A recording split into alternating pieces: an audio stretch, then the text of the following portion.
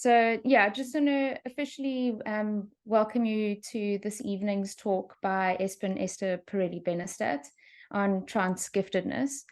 I'm really looking forward to this talk and discussions on subverting the idea that trans people have a disorder that needs fixing, but instead emphasize that gender diversity is something to be embraced and celebrated. So just briefly, a bio. Esben Esther Pirelli Benestad, pronouns they, them, is an MD professor emeritus of sexology at the University of Agder, as well as a family therapist and specialist in clinical psychology and sexology, and the Nordic Association for Clinical Sexology.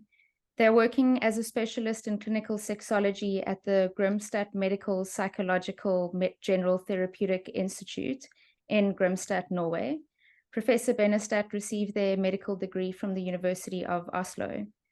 Professor Benestad has presented numerous lectures, speeches, and presentations throughout the years, both nationally and internationally, and has held several leadership positions to improve the treatment offered to people with problems and challenges related to sexual health, especially focusing on those of us who experience gender incongruence. They are known to be an excellent presenter and communicator, chosen in 2018 as one of Norway's best. Benestad was a member of the board of directors of the National Association for Transsexuals, now the Harry Benjamin Resource Center, and a past member of the board of directors of the Nordic Association for Clinical Sexology. They are presently president-elect of the European Federation for Sexology and are chairing the World Association for Sexual Health's Committee on Trans and Gender Diversity Issues. Norway has one institution with a monopoly concerning the diagnosis and treatment of individuals, whom they gave the former F64.0, or the transsexualism diagnosis. This ward has practiced very strict gatekeeping, for example, not offering anything to non-binary folk. Benestad has, over a period of 20 years, sought to change and open up practices for other competent practitioners within and beyond the Norwegian healthcare system. As a result, they have occupied a substantial space in Norwegian media for being a personal and informative speaker as an openly trans-gifted person. Benestad has worked with individuals who experience gender incongruence since the mid-1980s and has met more than 1,500 unique clients. They have been a pioneer in bridging the clinical and academic worlds, leading to numerous publications in peer-reviewed journals. They are currently working on several articles based on the results of a study conducted at the University of Agder, Norway, called the KHOM study, which involved 536 individuals of gender incongruence who filled out the survey. Professor Benestad has participated in organizational work to develop the sexology profession and has contributed to establishing common specialities in sexology in all of the Nordic countries. In 2001, Benestad, together with Professor Elsa Elmas, were the driving force in establishing a sexology course at the University of Agder. They participated in establishment of a Nordic network on ethics and sexual rights in 2010. Elmas and Benestad run their own Garden Theatre 42, which focuses on queer performances. For the past year, they have worked more or less full-time as an actor doing the monologue, The Gospel According to Jesus, Queen of Heaven, by the Scottish trans woman Jo Clifford. Elmas and Benestad are the co-authors of a textbook in sexology called Sexology in Practice that came in the 3rd edition in 2017. And I'll confess, I am one of their biggest fangirls or fan queers, having referenced them throughout my dissertation on their theories on gender belonging, gender euphoria, and the plethora of gender talents. A firm favorite was their take on degenderizing genitals, explaining that pleasure needs no gender. So without further ado, here's Esben Esther on transgiftedness. Thank you. That was a lot. And I'm so happy that all these ways of thinking are being picked up around the world. It's so amazing and it's so touching to me. So I lose my voice a little bit. but you have to live with that. Yeah. So I think that we have much to share between Yes. each other, but I'll just give a sort of little account of how these ideas came into my mind. So I'll share the screen here, and then we go there, like that, and like this, and like that. Do you see my screen? Yes, perfectly. Good. So there was one little mistake in what you said, because you said I was Professor Emeritus. I am Professor Emerit, with neither an A nor an S at the end. I was the first to do that in Norway. I don't know if it has been done other places in the world. So, once upon a time, from egg and semen, as we now can see, came you and me. So, what did we bring into the world within ourselves? That has been one of the main questions in my mind. Where does all of me sort of stem from? Well, my central nervous system, of course, in a way, but also from the culture that I've been brought up in. And I early started to talk about Wolfgang Amadeus Mozart, not because he had Asperger's talents, but because I said that if he had been born somewhere else, we wouldn't have had the Eine kleine Nachtmusik. So he was dependent upon the culture he was brought into. And if someone had picked up that little baby in Vienna, those days, I think he was born in Vienna, and brought that baby to Inner Mongolia, we may have had music, but not that music. So I've always been thinking there is an interplay with what we bring into the world and what the world presents to us. And the result sort of becoming what we are. These are words we have heard many times. We are sick, we are suffering from a disorder, we are sinful, criminal, or non-existent. The latter is quite often mentioned in Norway these days from anti-trans activists, say that you are not what you are telling us that you are. You are just what you genitals decide for you to be. None of these labels induce pride. None of them. All of them disqualifies deep dreams and longings for a better life. And that's so important, that what you long for is labeled disorder, sickness, criminal. And for me, that has been felt so terrible. When I was 13 years of age, I looked up the word transvestite because I had found out through the media that maybe had something to do with me. I looked up in the encyclopedias. This was in the time before Google. And the encyclopedias, they were very much in agreement with each other, saying that transvestitism is a pathological urge to dress in the clothes of the opposite gender. That wasn't very good for a 13-year-old person to read that. I didn't feel so sick. I didn't even have a fever. So what these labels does, it renders power to cis and heteronormative thinking. Because we are not cis and we are not heteronormative ordinarily. Those of us who are transgifted. All induce shame.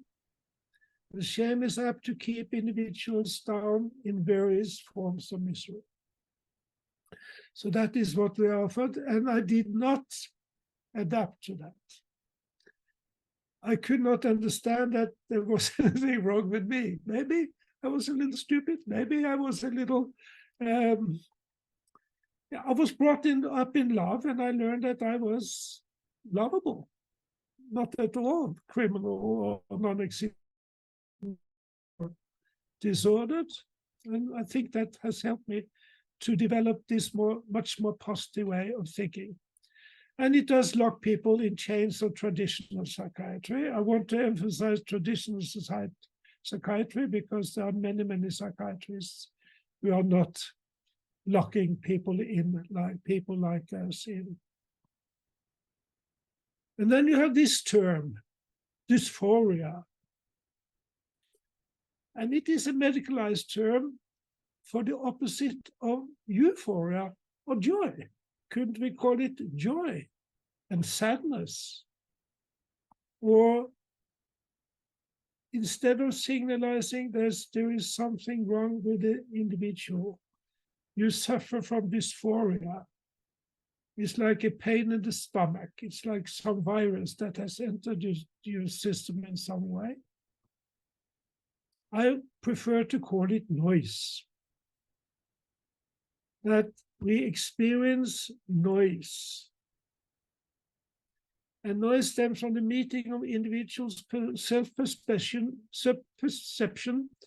in a cultural space which is perceived. Let me see now. I cannot see what I have written myself here because of the just a moment. If I do like that, yeah.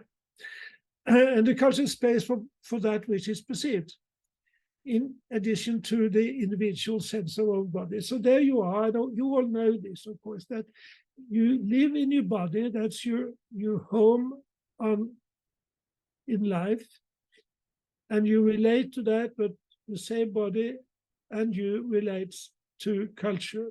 So in that interaction, noise will be created, noise will be felt if there is not harmony between culture, body, self-perception.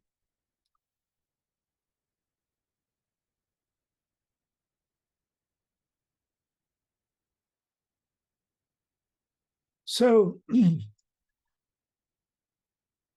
I have met so many who have been trapped in an, for them, overwhelming noise.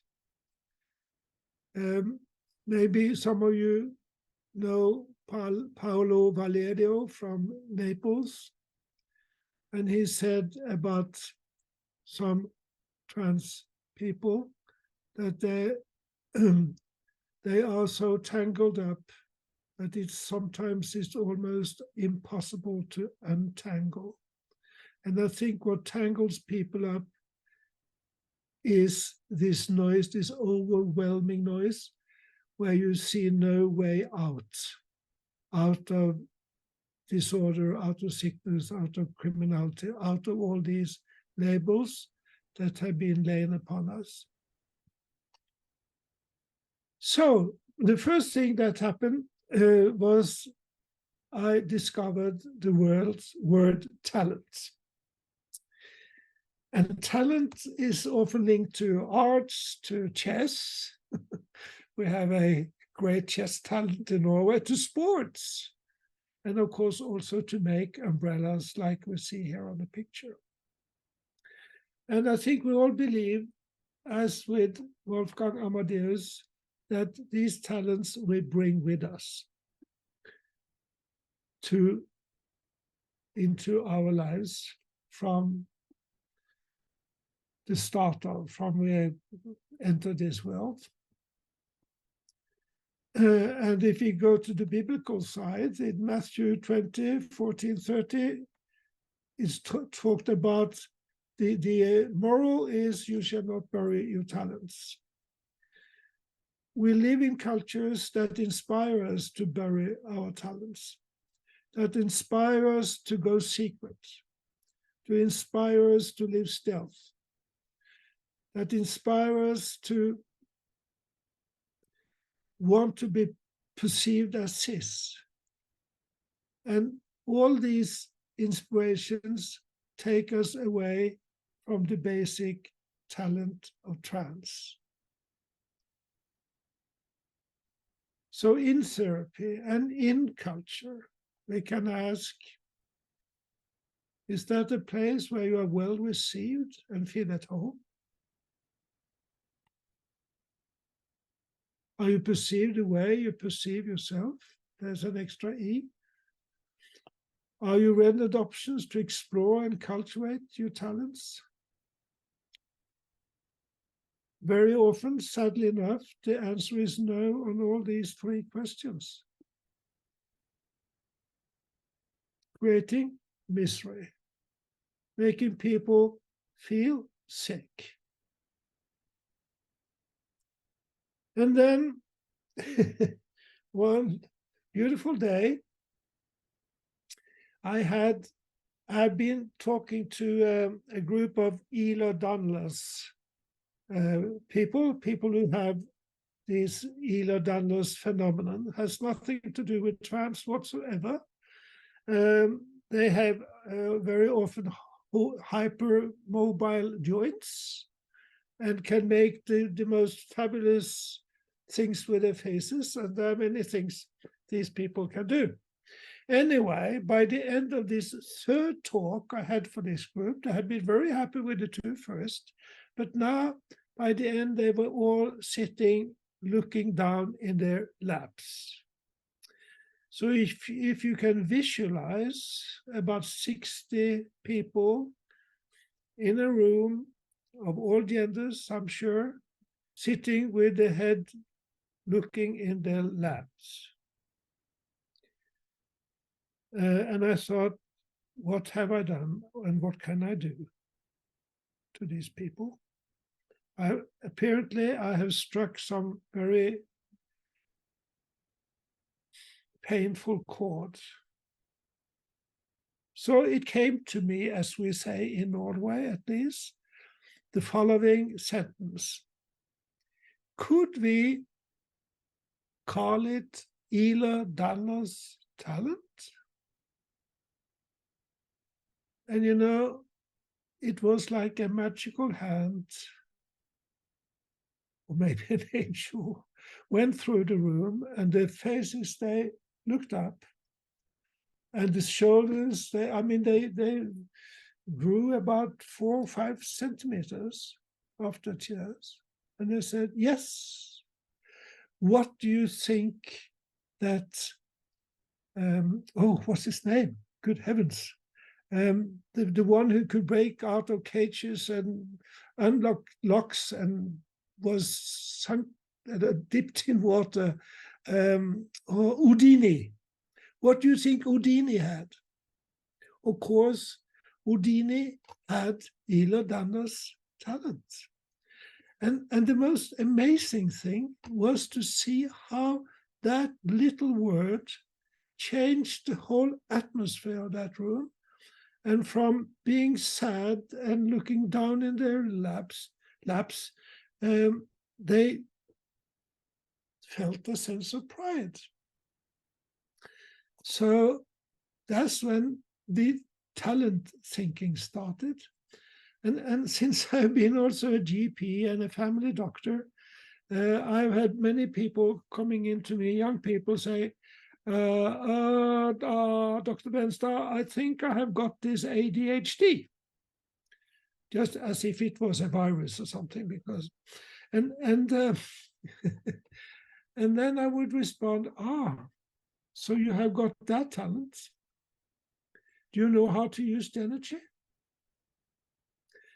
And you know, the talk we got then was so totally different from me responding with, oh, that's sad, you know, but we have some medications and so on and so forth.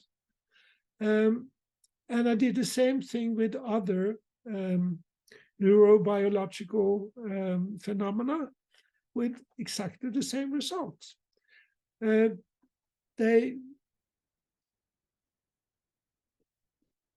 were lifted and they were happy to be someone who was talented with something.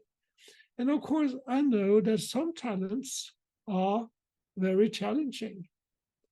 I'm sure that this chess talent from Norway, he has worked very hard, and at times I guess he has thrown all the chess thing away, but still he kept on and kept on and kept on. So talent does not mean easy, but it means drive towards something that is good, something that I can cultivate, something that I can be good at, something that make my spirit fly. So that's the, I found that talents are the raw materials of nature.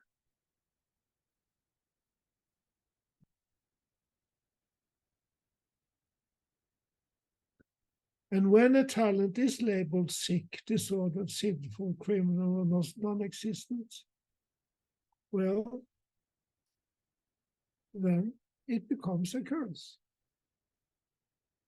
And that curse is what leaves people in shame and misery. When labeled as a nature-given talent and be welcomed both by the owner and those around it, it becomes a gift.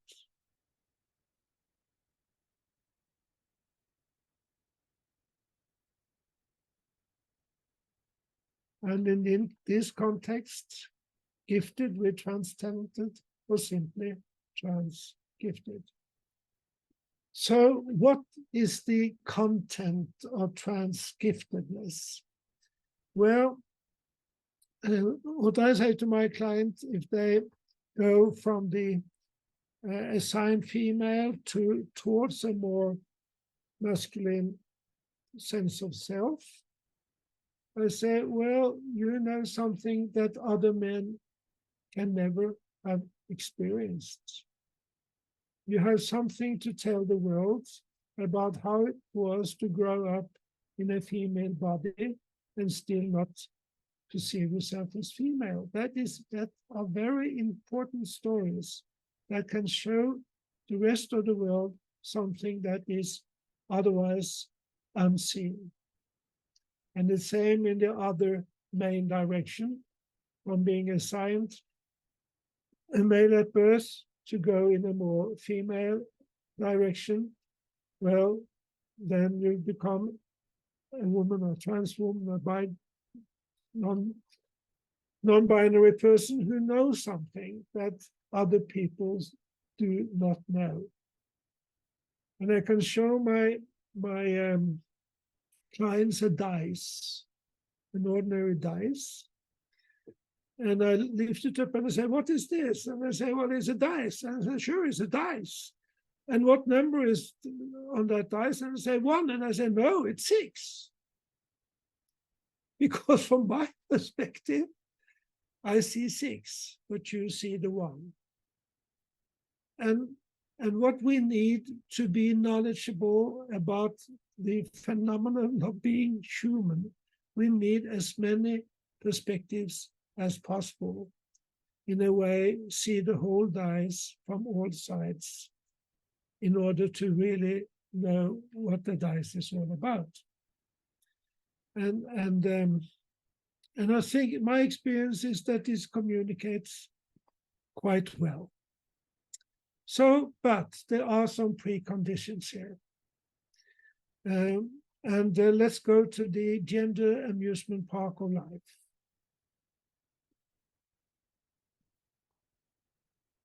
It could be like the Tivoli in Copenhagen. And those of you who have been to amusement parks, they very often have something where there is something on the top shelf. Maybe you have to shoot down something or throw down something or whatever. But if you are good at it, or maybe just lucky, you will have the prize on the top shelf. So what is on the top shelf in the gender amusement park of life? Well, there are 2 teddies. And if you are born with an inward, as we say in Norway, you get the pink, and if you are born with an outward, you get the blue one. And if you cannot have the blue one, there is but one left, and vice versa. So we cannot talk about giftedness if the giftedness is linked to something that the culture do not put on the top shelf. So thus, in my view, we have to try to introduce more teddies. It will be the intersex teddy as well. It's this one that is, I think this is the, I think this is the eunuch teddy. And then, of course, we have the trans teddy that is necessarily purple. And you have this with people who just do the gender in their very own way and have all kinds of colors. And to supply with something for those who do not believe in gender, I have a duck. And the point is that we have to qualify all these different ways of perceiving gender and put them all on top shelf, saying to our clients, it's such a good thing that you are exactly the way you are. And that doesn't mean that your neighbor or the neighbor on the other side should be like you. No, it just means it's such a beautiful thing that just you are the way you are. And when we qualify like this, we make something possible that is otherwise quite hard for many, and that is to go into loving relationships. If you learn that you are worth but something on the second shelf or down on the shelf, you cannot have the courage many times to go into relationships. So many of us need to be less dependent on the eyes of others, because the eyes of others often see but the two teddies on the top shelf. And we have to qualify trans aesthetics, as opposed to, or in addition to, passing. Passing is such a very, very important thing for many trans gifted people. I don't know if you know where the term passing comes from. It actually derives from the United States, to the southern states of the United States, where they, some years ago, important slaves from Africa, highly pigmented, and the plantation owners, they raped many of the women of color, and some of them would have kids. Those kids would later on have kids. And at some point, they could pass as white.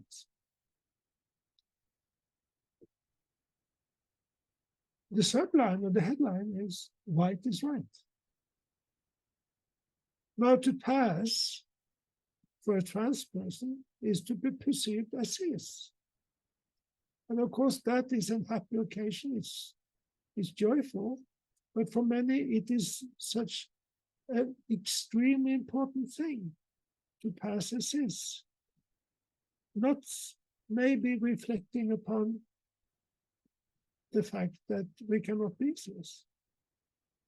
So the need is to pass as something that you actually are not. I'm not trying to moralize on that, but I just see that as a kind of paradox in what we are doing. And that's also why I'm so occupied with trans aesthetics, to see the beauty in the androgen, to see the beauty in broad shoulders, narrow hips, and a dress,